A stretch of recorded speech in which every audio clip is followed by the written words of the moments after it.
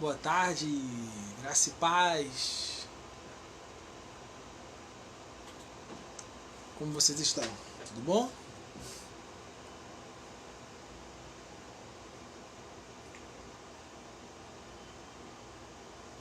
Bater aquele papo.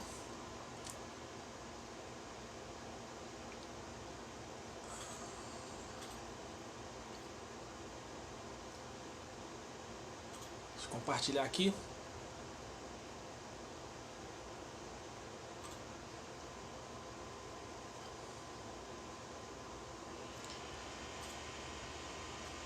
E vamos estar iniciando já já. Deixa eu só compartilhar aqui na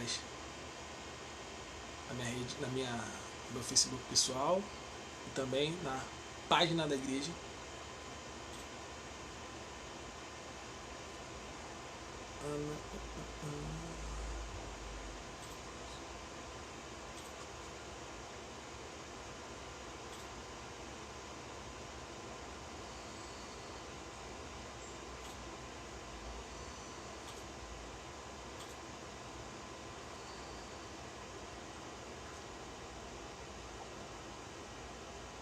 Pronto. Vamos lá. Vamos começar com um cântico. Vamos cantar a música Alguém Como Eu, do Stênio Márcios. Alguém Como Eu, do Stênio Márcios.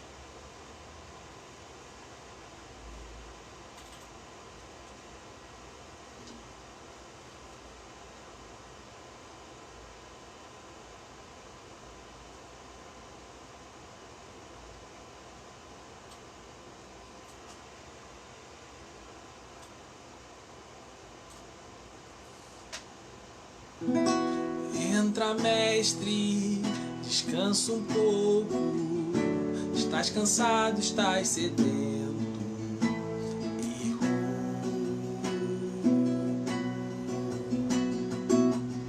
Dorme, mestre, a casa é tua. Já fechei portas, janela pra rua. Deixou-me falando só, dormiu tão pesado, fazia dó.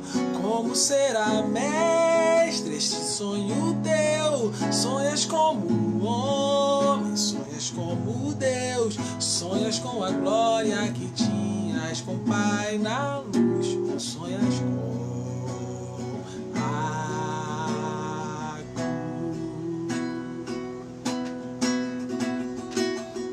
Perdoa, mestre, mas já é hora, uma multidão te espera lá fora.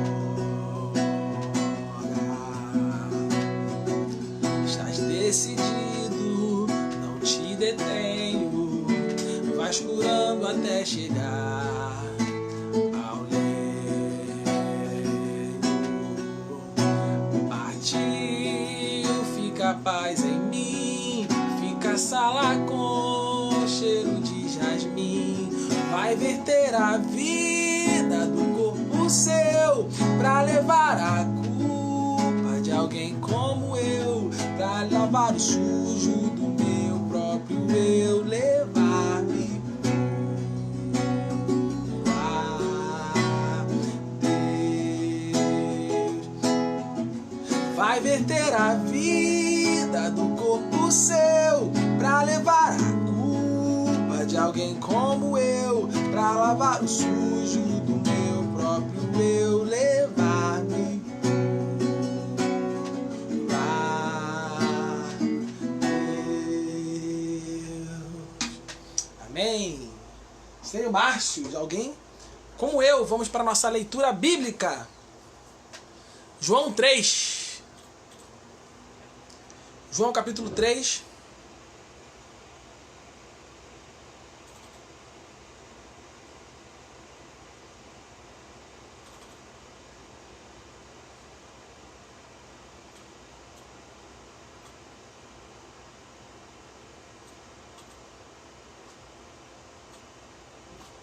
João capítulo 3.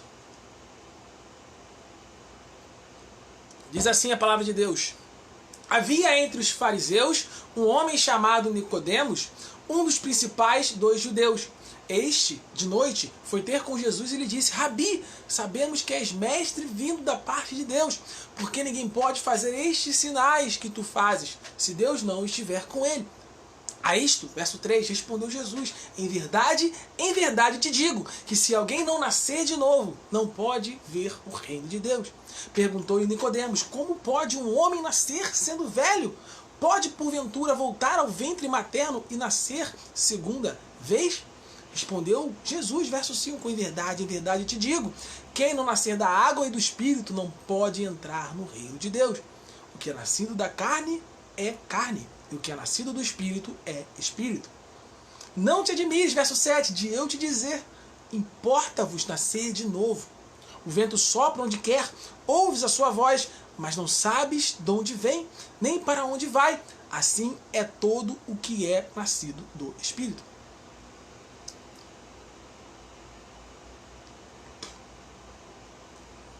Desculpa. Então lhe perguntou Nicodemos: como pode suceder isto? Acudiu Jesus: tu és mestre em Israel e não compreendes essas coisas? Em verdade te digo, que nós dizemos o que sabemos e testificamos o que temos visto. Contudo, não aceitais o nosso testemunho. Se tratando de coisas terrenas, não me credes, como crereis se vos falar das celestiais? Ora, ninguém subiu ao céu, senão aquele que de lá desceu, a saber, o Filho do Homem que está no céu. E do modo por que Moisés levantou a serpente no deserto, assim importa que o Filho do Homem seja levantado, para que todo o que nele crê tenha a vida eterna. Porque Deus amou o mundo de tal maneira que deu seu Filho unigênito, para que todo o que nele crê não pereça, mas tenha a vida eterna. Porquanto Deus enviou o seu Filho ao mundo, não para que julgasse o mundo, mas para que o mundo fosse salvo por ele. Quem nele crê não é julgado. O que não crê já está julgado, porquanto não crê no nome do unigênito Filho de Deus. O julgamento é este, que a luz veio ao mundo, e os homens amaram mais as trevas do que a luz, porque as suas obras eram mais. Pois todo aquele que pratica o mal aborrece a luz e não se chega para a luz, a fim de não serem arguidas as suas obras. Quem pratica a verdade aproxima-se da luz, a fim de que as suas obras sejam manifestas, porque feitas em Deus. Depois disto, foi Jesus com seus discípulos para a terra da Judéia, ali permaneceu com eles e batizava. Ora, João estava também batizando em Enom, perto de Salim, porque havia ali muitas águas, e para lá concorria o povo e era batizado, pois João ainda não tinha sido encarcerado. Ora, entre os discípulos de João e os judeus suscitou-se uma contenda com respeito à purificação. E foram ter com João e lhe disseram: Mestre, aquele que estava contigo além do Jordão, do qual tens dado testemunho, está batizando, e todos lhe saem no encontro. Respondeu João: o homem não pode receber coisa alguma se do céu não lhe for dada. Vós mesmos sois testemunhas de que vos disse: eu não sou o Cristo, mas fui enviado como seu precursor. O que tem a noiva é o noivo. O amigo do noivo que está presente e o ouve muito se regozija por causa da voz do noivo, pois esta alegria já se cumpriu em mim. Convém que ele cresça e que eu diminua. Quem vem das alturas certamente está acima de todos. Quem vem da terra é terreno e fala da terra. Quem veio do céu está acima de todos. E testifica o que tem visto e ouvido. Contudo, ninguém aceita o seu testemunho. Quem todavia lhe aceita o testemunho, por sua vez, certifica que Deus é verdadeiro. Pois o enviado de Deus fala as palavras dele, porque Deus não dá o Espírito por medida. O Pai ama o Filho e todas as coisas têm confiado em suas mãos. Por isso, quem crê no Filho tem a vida eterna. O que todavia se mantém rebelde contra o Filho não verá a vida, mas sobre ele permanece a ira de Deus. João capítulo 3.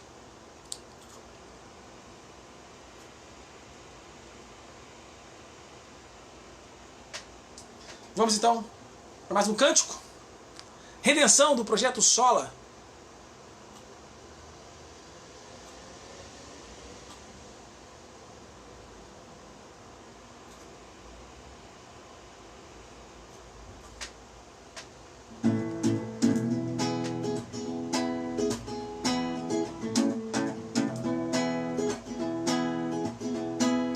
Vivo hoje, estou aqui, pois Ele deu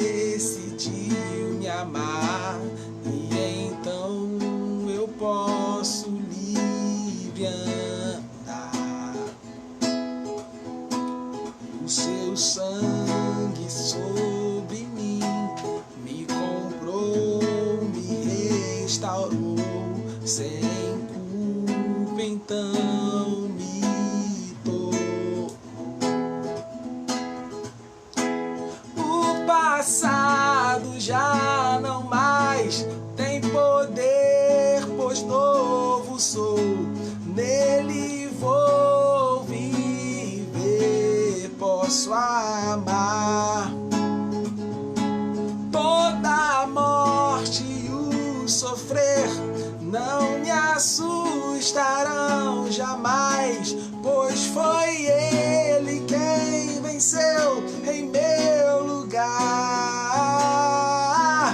Jesus Cristo, Rei dos Reis, nos trouxe a redenção, a esperança retornou, graça e paz nos revelou.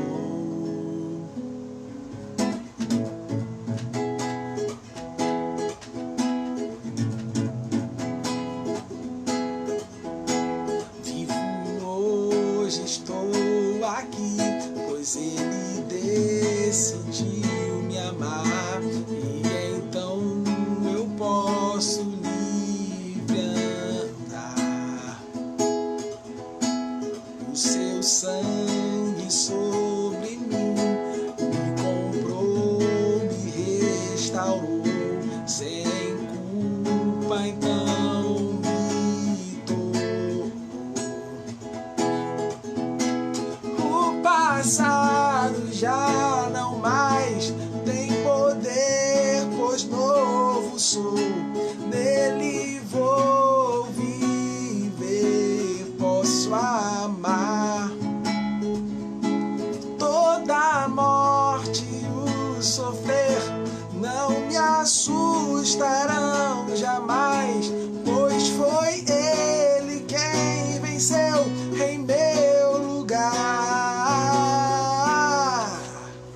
Tudo entregar, vou me render aos seus pés, vou me lançar. Tudo entregar, vou me render aos seus pés, vou me lançar. Tudo entregar, vou me render aos seus pés, vou me lançar. Tudo entregar, vou me render aos seus pés, vou me lançar. O passado já não mais tem poder, pois novo sou.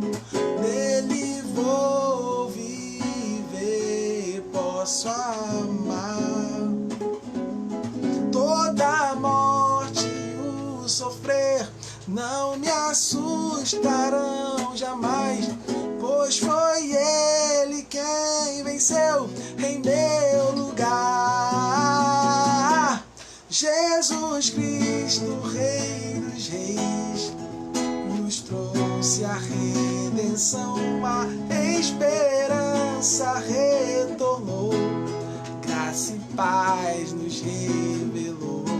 Jesus Cristo, Rei dos Reis, nos trouxe a redenção, a esperança retornou, graça e paz nos revelou. Jesus Cristo, Rei dos Reis, nos trouxe a redenção, a esperança retornou, graça e paz nos revelou.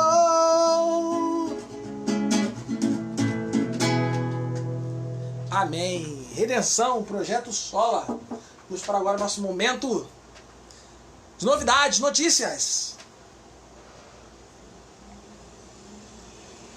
Programações da Igreja Batista Central em Duque de Caxias.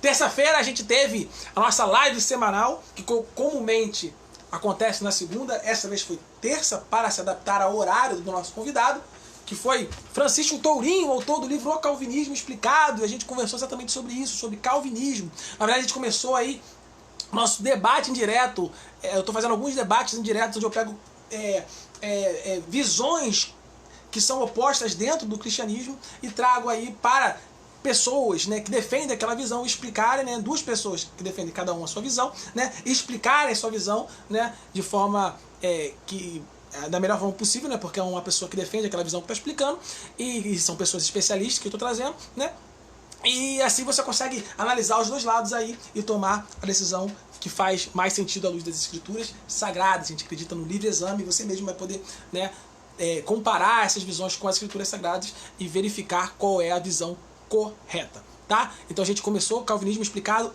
na terça-feira. Tiago, perdi, como sempre, o aviso.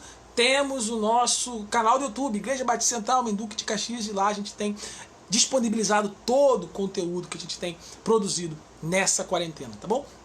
Então só ir lá, se inscreva no canal, se inscreva e também usufrua aí de todo o conteúdo que temos produzido, tá? Então lá tá disponível já, e semana que vem, provavelmente vai ser na segunda-feira, eu vou confirmar, mas provavelmente vai ser segunda-feira às 8 horas, tá? Vai ter agora outra visão, o arminianismo explicado com Alcino Júnior, que foi quem já veio aqui falar sobre a Bíblia Sagrada ser a palavra de Deus, né? Que também está disponível no nosso canal do YouTube, tá? Então ele vai voltar para falar agora sobre a soteriologia arminiana, tá bom? Mas o que temos? Quarta-feira nós temos o quê? Nosso culto coletivo noturno, toda semana. Estamos tendo a exposição do livro de João, né? Como você sabe, toda semana também, durante todos os dias da semana, de segunda a sexta, no caso. Às 4 horas nós temos nosso Café com Fé, né? A terça-feira é o Café com Fé do Desperta Débora, né? Quinta-feira é o Café com Fé que eu dirijo, né? Estamos conversando sobre a vida intelectual do cristão. Já estamos na nossa 6ª live sobre esse assunto, essa série. Mas o que temos? Né? Comumente também temos a live do pastor, também com algum convidado, né? O dia varia, geralmente é quinta ou sexta-feira, né? Então você tem que ficar ligado aí nas mídias sociais da nossa igreja para estar verificando aí o horário certinho, o dia certinho.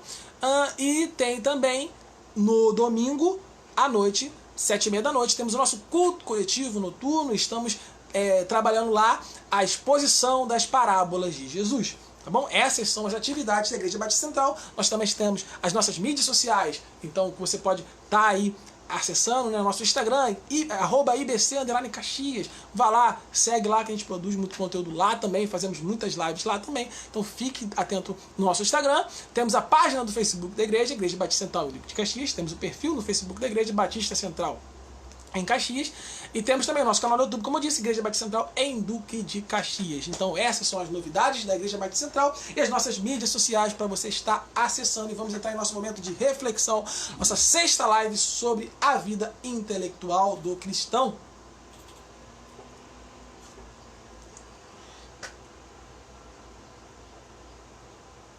E a gente já está caminhando para o final da nossa série. Nessa 6ª live, né, a gente já vai dar o pontapé inicial da ideia, né, dessa parte final. E qual é a ideia dessa parte final? É disponibilizar agora um manual prático de como a gente pode, então, finalmente desenvolver, né, nosso intelecto, nos desenvolvermos cognitivamente aí para a glória e honra de Deus. Eu quero iniciar essa reflexão de hoje, né, com um conhecimento empírico meu, né, com uma experiência que eu tive, né. Eu vejo algumas pessoas, né, tanto no seminário quanto na graduação, que elas só estudam o que o professor passa e também só estudam o suficiente para ser aprovado naquela disciplina, né? E eu quero começar com essa experiência aí, com esse erro que eu vejo as pessoas cometendo. É um grande erro essa postura. Por quê? Eu vou explicar o porquê, né? A ideia é, a partir desses erros, iniciar aí os pontos do nosso manual prático do cristão intelectual. Inclusive é o título que eu vou dar a essa live, Manual Prático do Cristão Intelectual. Então vamos lá, primeiro erro, vamos analisar um por um devagarzinho. Primeiro erro, estudar o suficiente para ser aprovado na disciplina. E esse erro, ele revela o quê? Ele revela o apego de uma pessoa ao mundo. Ele revela o apego de uma pessoa ao mundo. Quando você vê essa pessoa estudando somente o suficiente para ser aprovada na disciplina, significa que o maior objetivo dela, na verdade, é o diploma. O maior objetivo dela é é o reconhecimento, o maior objetivo dela é o status e não o conhecimento intelectual, o desenvolvimento cognitivo, como deveria ser. Então, ponto 1 do nosso manual prático do cristão intelectual, note aí, desapegue-se do mundo. Ponto 1, desapegue-se do mundo. Nós vivemos no mundo, só que nós não precisamos nos apegar ao mundo, nós não precisamos nos apegar a ele. Nossa presença na história do mundo, ela é apenas um instante. Quando a gente olha o tanto de tempo que se passou antes de nós e quanto tempo ainda está por vir posterior a nós, nós percebemos isso, que nós vivemos, na verdade, apenas um instante na história do mundo. Olha só que interessante. Então não devemos nos apegar ao mundo. Não devemos buscar somente conhecimentos utilitários, não devemos buscar somente conhecimentos imediatistas, não devemos buscar somente conhecimentos que nos levarão a algum tipo de benefício social, mas sim precisamos buscar o conhecimento pelo conhecimento, precisamos buscar a verdade pela verdade. Por quê? Porque quando buscamos o conhecimento pelo conhecimento, a verdade pela a verdade, nós acabamos reconhecendo e buscando o conhecimento transcendental. E tendo em vista que Deus é um ser transcendental, nós precisamos então nos desapegar do mundo intelectualmente para elevar nossos pensamentos a Deus, para conhecer quem Deus é. Se desapegar do mundo também é criar momentos de solitude interior, momentos de fuga da rotina, momentos de fuga da gritaria da vida. Muitas vezes a rotina da vida, muitas vezes a gritaria da vida, elas acabam inibindo o nosso pensamento. E estar sempre imerso, né, a rotina e a gritaria, estar sempre dentro dessa rotina e dessa gritaria da vida, isso acaba limitando a nossa forma de enxergar a vida. Vou dar um exemplo, que com certeza vocês já devem ter vivido esse tipo de situação. Você tem algum tipo de amigo, né, algum amigo que chegou para você com uma namorada nova, um namorado novo, está dentro de um relacionamento novo. E ele começa a falar para você sobre esse relacionamento, essa pessoa na qual ele está se relacionando. E ele fala que essa pessoa é perfeita, ele fala que essa pessoa é maravilhosa. Mas quando você conhece a pessoa, você enxerga, os pais delas enxergam, os líderes dela enxergam que não é bem assim. Não é bem assim que funciona. Você deve ter visto isso acontecendo. E por que isso acontece, Tiago? Por que isso acontece? Porque quando a gente está dentro de uma situação, nossa visão sobre a situação acaba sendo limitada. Os sentimentos que a gente está, que acaba nos atingindo dentro da situação, acaba fazendo que a gente tenha uma visão parcial da realidade daquela situação. Então, para que a gente possa enxergar determinada situação da forma mais correta, nós precisamos estar fora dela, né? Por isso que as pessoas que estão fora de uma situação conseguem enxergar melhor, exatamente por estar de fora. Então, para que a gente possa enxergar a vida, a mesma coisa. Precisamos ter momentos de afastamento da correria, da gritaria. Para que a gente possa pensar sobre a vida, nós precisamos então ter momentos de afastamento da correria e da gritaria. Bom? E o corolário do nosso primeiro ponto é o nosso segundo ponto, que trata do outro equívoco. Que outro equívoco é esse? Estudar somente o que o professor passa. Então, o primeiro ponto foi desapegue-se do mundo. Agora vamos para o nosso segundo ponto. O cristão intelectual é um autodidata. O cristão intelectual é um autodidata. Calma, calma, calma. Quando eu digo que o cristão intelectual ele é um autodidata, eu não estou querendo dizer que ele não precisa estudar formalmente, ou seja, que ele não precisa fazer cursos, que ele não precisa fazer uma graduação, uma pós-graduação. Muito pelo contrário, eu defendo muito pelo contrário. Eu defendo que é muito importante nós fazermos cursos para nos especializarmos em coisas, para fazermos graduações e pós-graduações. Eu defendo isso. Só que o que eu quero dizer quando eu digo que o cristão intelectual é um autodidata, eu estou dizendo que ele não pode se limitar ao estudo formal. Eu estou dizendo que ele não pode ficar preso ao estudo formal. Que o estudo formal ele não pode ser suficiente para o cristão intelectual. E por que isso? Porque quando o cristão ele se limita, né, ao estudo formal, ele acaba fazendo o que eu falei, né? Ele passa somente a estudar o que o professor fala. Né? E quando ele passa somente a estudar o que o professor fala, né, ele está, na verdade, cometendo o pecado da idolatria. Como assim, Tiago, cometendo o pecado da idolatria? Vou explicar. Quando você só estuda o que o professor passa, você está considerando que o professor ele é detentor de todo o saber que você precisa. Quando você só estuda o que o professor passa, você está considerando que o professor ele é detentor de todo o saber que você precisa. Só que quem é o detentor de todo o saber que nós precisamos? É Deus. Então nós estamos, ao fazer isso, nós estamos dando uma característica de Deus ao professor. E isso é idolatria.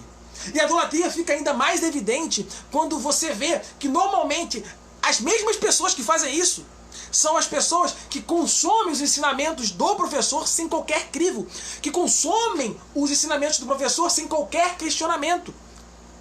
O que isso significa? Que você está considerando a palavra do professor como inerrante, como infalível.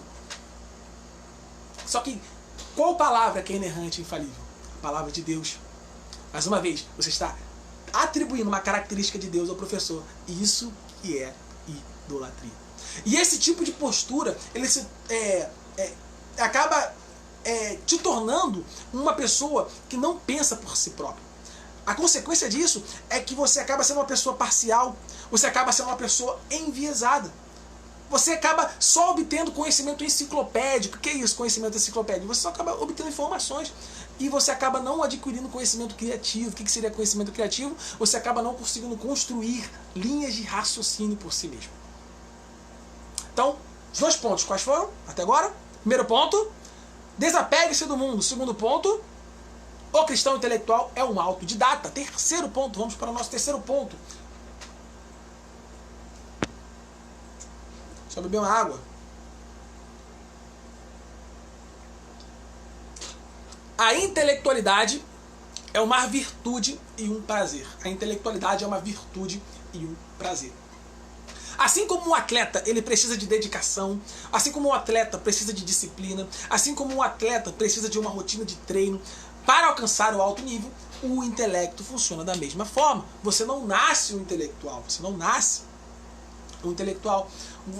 Assim como um atleta, ele não nasce, né, um atleta de alto nível. Ele não nasce. Mas com esforço, mas com dedicação, mas com disciplina, com uma rotina de estudos, com um método eficaz, você pode sim se desenvolver intelectualmente para a glória e honra de Deus. E também, da mesma forma que é difícil começar e se manter inicialmente em uma rotina de exercícios físicos, você provavelmente já passou por uma situação assim, você se inscreve na academia, aí começa a ir animadão, na primeira semana você vai todos os dias, na segunda semana você já falta um dia, aí daqui a pouco você falta outro, daqui a pouco você abandona os treinos. Né? É difícil inicialmente a gente estabelecer uma rotina em nós. Então a gente demanda assim um esforço, né, inicial de nós. Né? E da mesma forma que é difícil, né, começar e se manter inicialmente em uma rotina de exercício, da mesma forma é difícil começar e se manter inicialmente em uma rotina de estudos. Só que a gente tem que se esforçar muito inicialmente, só que depois de um tempo, né, o exercício físico, assim como o estudo, ele também vai se tornando algo prazeroso e natural. Já conversou com alguém, com uma pessoa que pratica, que malha há muitos anos? Uma pessoa que faz exercícios há muitos anos? Ela vai te dizer o seguinte: quando eu falto, eu sinto falta. Quando eu falto, quando eu não treino, eu sinto falta. Da mesma forma, é o estudo. Você vai pegar um livro e você vai ter dificuldade de ler um livro. Só que quando você se esforça, você tem um método eficaz, você começa a criar uma rotina, você começa a se programar para estar lendo todos os dias, estar estudando todos os dias. Inicialmente vai ser difícil, mas com o tempo, isso vai se tornando prazeroso e natural, até que chega um ponto, né, que essa rotina fica internalizada dentro de nós, e chega um ponto que você vai ficar um dia sem ler, sem estudar, e isso vai te fazer falta. Você vai sentir falta da leitura. Então, a intelectualidade é uma virtude e um prazer por causa disso. Quando você estabelece uma rotina, isso se torna algo natural e prazeroso. Agora, quando o exercício da intelectualidade ele se torna algo natural em você, isso significa que a sua mente ela vai estar voltada para coisas mais elevadas, né? Para coisas eternas. E isso, né, quando a gente está buscando o conhecimento de Deus, você acaba elevando o seu conhecimento a coisas, a apontar para coisas eternas. E isso provavelmente vai fazer com que você se sinta um pouco incomodado, né, com pessoas que só têm conversas triviais e objetivos terrenos. Isso talvez te leve a se sentir sozinho em alguns momentos. Você vai se sentir solitário em alguns momentos. Isso é uma coisa que muitas pessoas que buscam, né, o conhecimento, né, se desenvolver cognitivamente, né, buscar se intelectualizar, buscar conhecer mais acerca de quem Deus é, acaba se sentindo sozinho.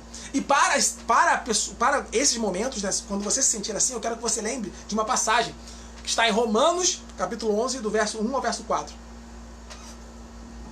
Romanos, capítulo 11, do verso 1 ao verso 4. E diz assim a palavra de Deus: digo, pois, porventura, rejeitou Deus o seu povo? De modo nenhum. Porque também eu sou israelita, da descendência de Abraão, da tribo de Benjamim. Deus não rejeitou o seu povo que antes conheceu, ou não sabeis o que a Escritura diz de Elias, como fala a Deus contra Israel, dizendo: Senhor, mataram os teus profetas e derribaram os teus altares, e só eu fiquei e buscam a minha alma? Mas que lhe diz a resposta divina? Reservei para mim 7.000 homens que não dobraram os joelhos a Baal. Olha só que interessante, Elias também se sentia sozinho.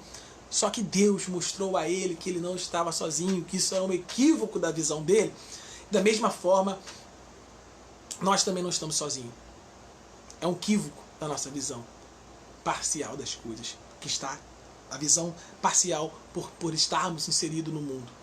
Deus estava com ele e havia outros como ele. Da mesma forma que Elias, quando você se sentir sozinho nessa jornada, saiba que é só uma impressão sua, uma impressão equivocada sua. Então você precisa fazer o quê? Levar seus pensamentos, levar seus sentimentos a Deus, e Ele vai te dar olhos espirituais. Para quê? Para enxergar que você não está sozinho. Isso vai te consolar e também nos levará ao nosso quarto ponto. Mas antes de entrar no quarto ponto, vamos relembrar os pontos anteriores. Ponto 1, qual é?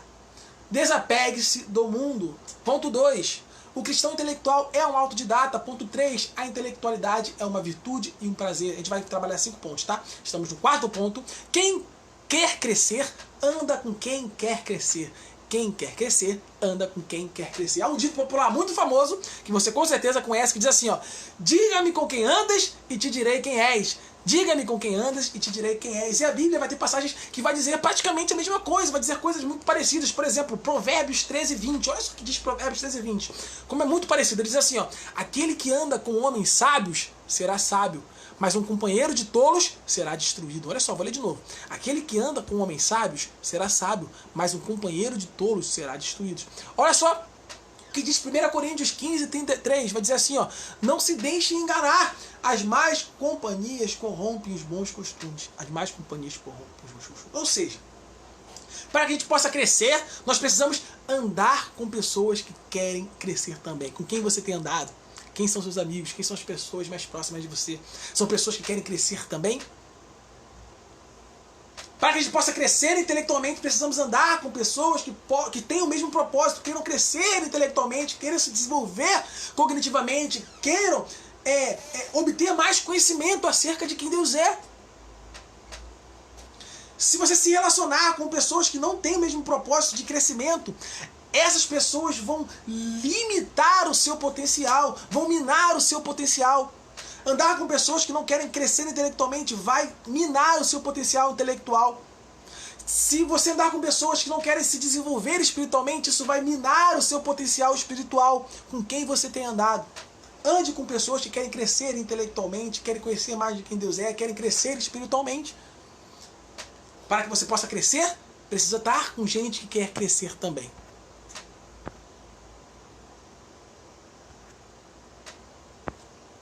A irmã Beth disse: irmã Hélia sempre recita este versículo. Amém. Isso é muito bom. Esse versículo ele é muito importante. Ele fala muito a nossa realidade, né? Fala muito aí, é muito atual, né? Então, nos momentos de solidão, a visão espiritual de Deus ele não serve apenas para o consolo. Ela também serve para que a gente, para que Ele nos dê olhos espirituais, para que a gente possa enxergar as pessoas com que nós devemos nos relacionar para a glória dele. Temos que pedir a Deus para que nos dê visão e coragem, para que a gente possa buscar relacionamentos com quem quer crescer. Quem quer crescer espiritualmente, quer crescer intelectualmente, cognitivamente, para que a gente possa desenvolver o nosso, de fato, potencial. Amém? Então, primeiro ponto, vamos lá, relembrar para a gente ir para o último ponto. Primeiro ponto, desapegue-se do mundo. Segundo ponto, o cristão intelectual é um autodidata. Terceiro ponto, a intelectualidade é uma virtude e um prazer. Quarto ponto, quem quer crescer anda com quem quer Quem quer crescer anda com quem quer crescer. E o último ponto, o intelectual produz. O intelectual produz.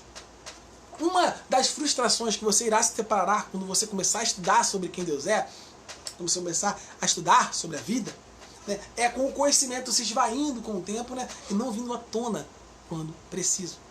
Você está conversando com uma pessoa, você não lembra do que você estudou para você estar incluindo aquele conhecimento no diálogo, né? O tempo passa e parece que você não lembra mais do que você estudou conforme o tempo passa. Isso é muito comum. E por que isso acontece? Eu quero trabalhar por que isso acontece e como fazer com que isso não aconteça mais.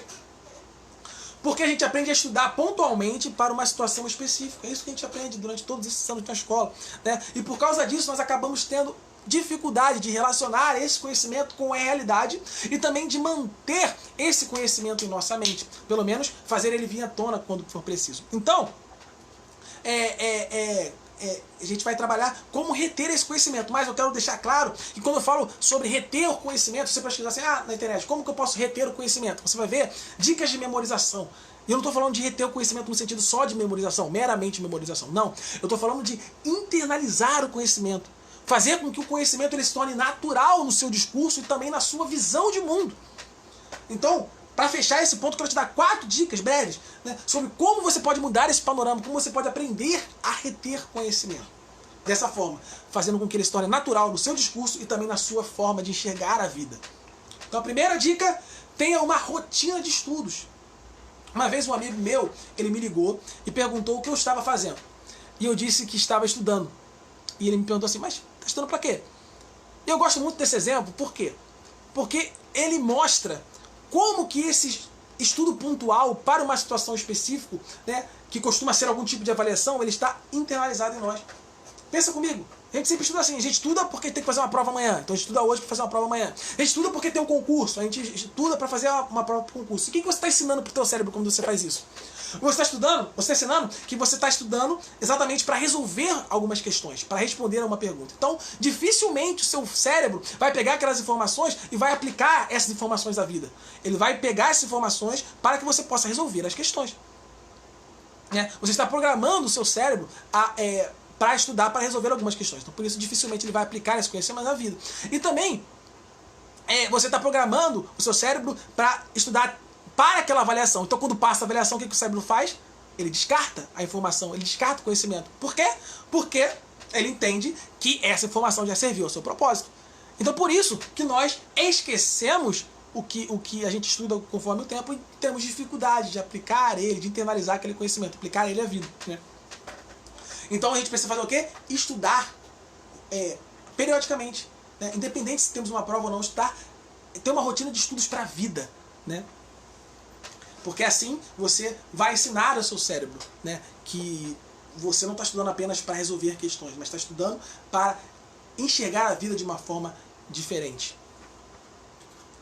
Segunda dica, faça anotações e escreva sobre o assunto. E eu quero dar essa dica bem breve por 2 motivos. Primeiro motivo, quanto mais sentido você usa no seu estudo, né, você vai usar o teu olfato,